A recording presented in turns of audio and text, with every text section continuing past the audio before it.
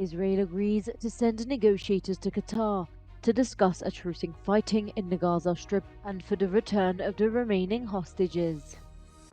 The European left chooses an almost unknown Austrian candidate, Walter Bayer, to lead them into the European elections in June.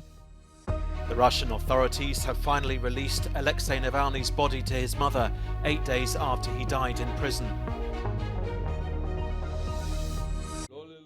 Israel's war cabinet approved on Saturday night for the continuation of peace talks and the envoy of negotiators to Qatar to discuss securing a ceasefire in the war against Hamas and the return of hostages being held in Gaza. The delegation met in Paris with mediators from the US, Qatar and Egypt. The Israeli government will gather in the coming days to approve operational plans for action in Rafah, including details on the evacuation of civilians, according to Netanyahu. Meanwhile, the other areas of the Strip will be revisited by IDF soldiers who will be conducting extended searches for hostages and Hamas leaders. In Tel Aviv, late Saturday, an anti-government protest calling on Netanyahu's government to resign turned violent, resulting in police using a water cannon to disperse the crowds, as some held posters blaming Netanyahu for the 7th of October Hamas attack.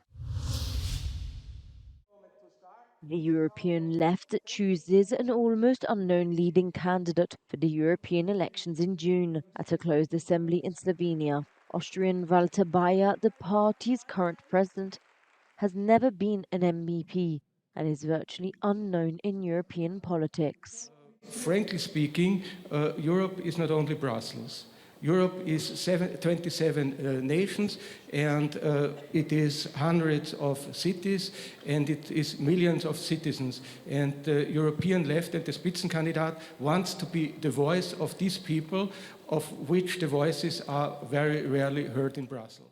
Bayer will compete with candidates such as the current president of the European Commission, Ursula von der Leyen, or the socialist Nicola Schmidt.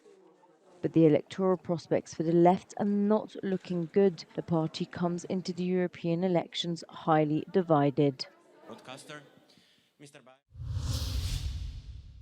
An aide to Alexei Navalny announced on Saturday afternoon that his body has been handed over to his mother 8 days after he died.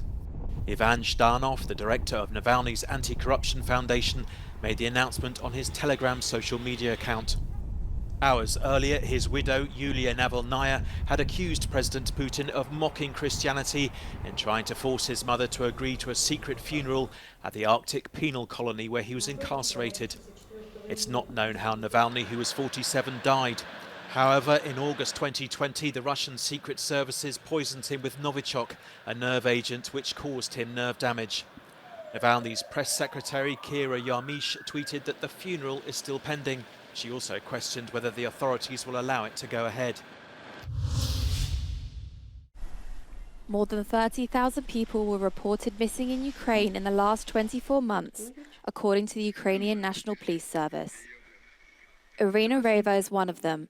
She lost track of her 25-year-old son Vladislav 19 months ago when he disappeared in battle. She says she will not give up hope of finding him alive and will do whatever it takes to find him. По сьогоднішній же день я шукаю свого сина. Я все-таки вірю, хоч 1% буде, що він живий. Поки жива, я буду його чекати, шукати. І я з цим покамусь не можу змиритися. Він для мене живий. Tatiana's husband, Ola, disappeared in the summer of 2022 after he was detained by Russian military officials. 36 років. От просто людина поруч. А тепер немає. Це як без руки, без ноги, я не знаю. Це важко. Providing a DNA sample is one of the first steps required by the Ukrainian police when families seek to track down missing people. More than 18,000 DNA samples have been processed since the start of the war.